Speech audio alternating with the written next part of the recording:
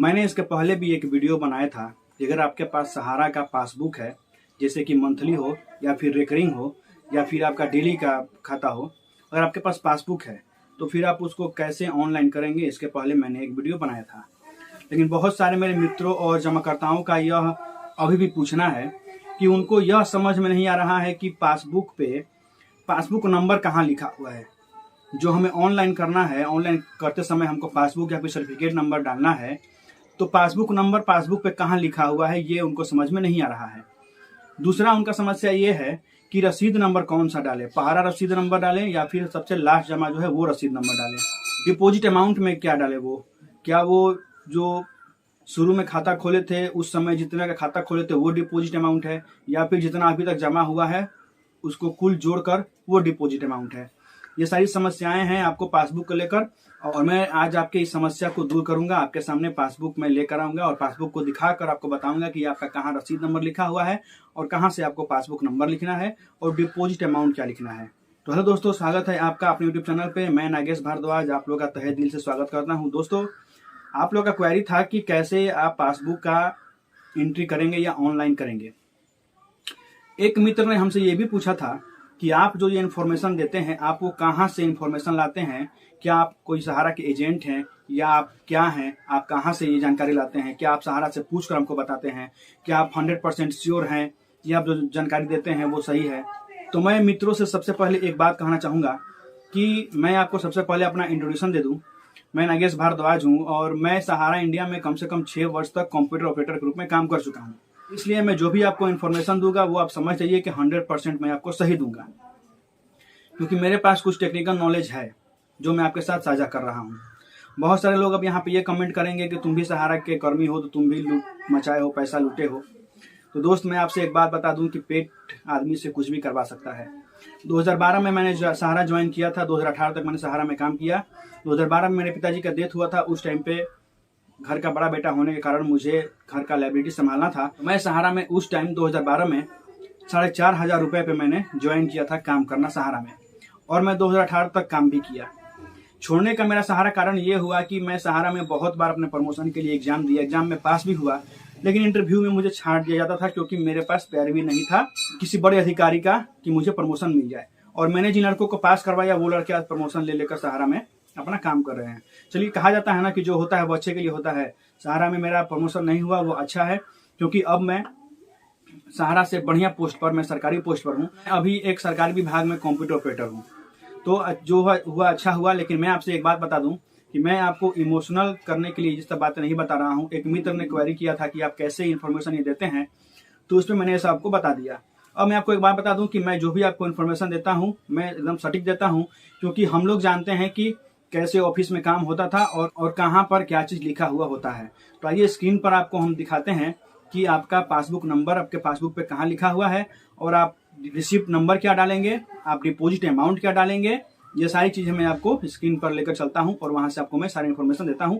ध्यान से देखिएगा, क्योंकि फिर आप हमसे मत पूछिएगा कि कहाँ से क्या चीज लिखिए, क्योंकि इस वीडियो में आपको मैं एक एक चीज बहुत अच्छे से बताऊंगा। आइए चलते हैं स्क्रीन पे। और आपसे एक रिक्वेस्ट है, अगर वीडियो आपको पसंद आए तो वीडियो को लाइक जरूर कीजिएगा और अपने इस भाई को सपोर्ट जरूर कीजिएगा। दोस्तों, आपके स्क्रीन पर जो अभी पेज दिखाई दे रहा है वह आपके पासबुक का फर्स्ट पेज है। आप भी अपने हाथ में अपना पासबुक रख लें ताकि आपको समझने में आसानी होगी। मैं आपको एक चीज़ बताऊंगा कि कौन सा इसमें कहाँ लिखा गया है और क्यों लिखा गया है। सबसे ऊपर आप देख रहे होंगे एप्लीकेशन नंबर लिखा गया है। ये एप्लीकेशन नंबर क्या होता है आप समझ लें। एप्लीकेशन नंबर वो होता है कि जब आप अपना नया खाता कटवाते हैं सहारा में, तो उसमें आपको एक फॉर्म भरना होता है जिसमें आप अपना डिटेल सारा भरते हैं, अपना नाम, पता, नॉमिनी का नाम, कुछ सारी डिटेल जब भरते हैं आप, तो वही यहाँ पे उसका फॉर्म नंबर यहाँ पे लिखा जाता है कि आपने कौन सा फॉर्म भर के दिया था। क्योंकि CRCS के साइट पे ऑनलाइन करने में एप्लीकेशन नंबर कहीं नहीं डालना है, इसलिए आप इसका उपयोग नहीं करें तो अच्छा रहेगा। अब आते हैं, आप देख रहे होंगे दाहिने साइड में ऊपर की तरफ पासबुक नंबर लिखा गया है। यही आपका पासबुक नंबर है। आप नीचे देख रहे होंगे कि 4 डिजिट में एक अंक लिखा गया है। आप 4 डिजिट वही केवल आपका पासबुक नंबर नहीं है, फिर उसके नीचे देखिए, फिर आपको 6-7 अक्षर में आपको लिखे हुए कुछ नंबर दिखाई देंगे। तो ये दोनों को जोड़कर आपको लिखना है, जैसे कि 421000671481। ये पूरा आपका जो है वह पासबुक नंबर हो जाएगा। फिर आप नीचे आइएगा तो नीचे देखिएगा तो आपका अकाउंट होल्डर नेम का दिखाई देगा, मतलब किस नाम से आपका अकाउंट कटा था, आपका नेम दिखाई देगा। फिर नीचे आप देखेंगे तो आपका डेट ऑफ बर्थ दिखाई देगा। उसके नीचे आपके पिताजी का नाम या फिर आपके हस्बैंड का नाम दिखाई देगा। और फिर उसके नीचे आपका एड्रेस दिखाई देगा कि आपने किस एड्रेस पर यह फॉर्म कटवाया था। और उसके नीचे आपको नॉमिनी का नेम दिखाई देगा कि आपने फॉर्म भरते वक्त नॉमिनी क्या डाला था। अगर आपने 2 नॉमिनी डाला होगा तो आपके पासबुक पर 2 नॉमिनी दिखाएगा, अगर 1 डाला होगा तो आपके पासबुक पर 1 नॉमिनी दिखाया होगा। ठीक है, ये फर्स्ट पेज का आपको क्लियर हो गया। फर्स्ट पेज में आपको नाम आपका मिल जाएगा, पासबुक नंबर मिल जाएगा, ये आपको वहाँ पे इंगित करना है आपके CRCS पोर्टल पे। अब आते हैं सेकंड पेज पे। सेकंड पेज में सबसे ऊपर आपको अकाउंट नंबर लिखा दिखाई देगा। यही अकाउंट नंबर आपको अपने CRCS पोर्टल पर फिल करना है। फिर आपको उसके सामने दिखाई दे रहा होगा अकाउंट ओपनिंग डेट। यही ओपनिंग डेट है जो अकाउंट का, आपको यही CRCS पोर्टल पर डालना है। यही आपका खाता खुलने का तिथि है, यही आपको CRCS पोर्टल पर डालना है, ध्यान रखिएगा। फिर आप नीचे आइएगा, देखिएगा कि ये आपका डिनोमिनेशन है, मतलब आपने कितने रुपए का खाता खोला था। मैंने 500 का खोला था, इसलिए मेरा यहाँ पर 500 रुपये दिखा रहा है। फिर उसके सामने देखिएगा तो यहाँ पे मैच्योरिटी डेट है, मतलब कि मेरा कब खाता पूर्ण हो रहा था। यह मैच्योरिटी डेट आपको नहीं डालना है CRCS पोर्टल पर, आपको केवल अकाउंट ओपनिंग डेट डालना है जो ऊपर है, ध्यान रखिएगा। फिर जब आप नीचे आइएगा तो आपको मेंबरशिप नंबर दिखाई देगा कि आपका मेंबरशिप नंबर क्या है। ये मेंबरशिप नंबर आपको CRCS पोर्टल पर ऑनलाइन करना है। फिर आगे आपको टेन्योर दिखाई देगा कि आपने कितने महीने के या कितने साल के लिए आपने अपना खाता खोला हुआ था। मेरा यहाँ पे 180 मंथ दिखा रहा है, यानी कि मैंने अपना ये खाता 180 मंथ के लिए खोला था। फिर उसके सामने आप देखेंगे तो आपने मंथली खोला था कि ईयरली खोला था कि हाफ ईयरली खोला था या डेली खोला था, ये आपको सामने यहाँ पे दिखाई देगा। ठीक है, ये हो गया सेकेंड पेज। अब आते हैं आपका रसीद नंबर कहाँ होता है और कैसे आप लिखेंगे उसके बारे में समझ लेते हैं। ये आपका तीसरा पेज आपके सामने दिखाई दे रहा है। इसमें आपको बहुत सारे रसीद नंबर लिखे दिखाई देंगे। आपने जब अपने खाते में पैसे जमा किए होंगे, अगर आपका मंथली था तो अपने मंथली जमा किए होंगे, हाफ ईयरली था तो हाफ ईयरली जमा किए होंगे, और आपका क्वार्टरली था तो अपने क्वार्टरली जमा किए होंगे। तो सारे रसीद का यहाँ पे आपको डिटेल दिखाई दे देगा। सबसे पहले आपको दिनांक दिखाई देगा, फिर आपको रिसिप्ट नंबर दिखाई देगा, रसीद नंबर आपको दिखाई दे देगा, फिर आपने कितना पैसा जमा किया था वो आपको दिखाई देगा, और टोटल कितना आपका पैसा हो गया वो आपको बाद में दिखाई देगा, और फिर आपका एजेंट का हस्ताक्षर दिखाई देगा। तो ये सारी चीज़ें आपको इस पेज पर दिखाई देंगी। अब सवाल ये उठता है कि हम पहला रसीद नंबर ही CRCS पोर्टल पर क्यों डालेंगे। तो मैं आपको एक बात बता दूं दोस्तों कि जब आपका NI कटता है, मतलब कि जब आपका नया खाता कटता है, तो आपके फॉर्म में कुछ जगह खाली छोड़े जाते हैं कि उसमें जो है वो ऑफिस अपना डिटेल भरेगा। तो जब आपका नया खाता करता है तो ऑफिस स्टाफ उस आपके फॉर्म पे आपका अकाउंट नंबर, आपका मेंबरशिप नंबर, कब आपका खाता खुला है, किस डेट को वो डेट, और आपका डिनोमिनेशन और आपका रसीद नंबर, जो आपका रसीद नंबर पहला कटा होता है वही रसीद नंबर वो आपका स्टाफ उस पर चढ़ाता है। इसीलिए मैं बार बार कहता हूं कि आपको अपना पहला रसीद नंबर ही डालना है, क्योंकि आपके फॉर्म पर जो रसीद नंबर डाला जाता है वो आपका पहला रसीद ही होता है।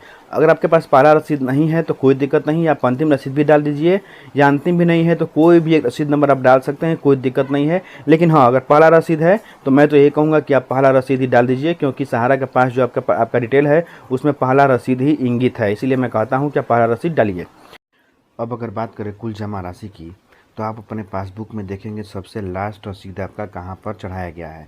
सबसे लास्ट रसीद जहाँ चढ़ाया गया होगा वहाँ पे आप देखेंगे कुल जमा राशि आपका लिखा होगा, टोटल योग लिखा होगा। आपको वही राशि, सबसे अंतिम राशि जो है उसको CRCS पोर्टल पे चढ़ा देना है।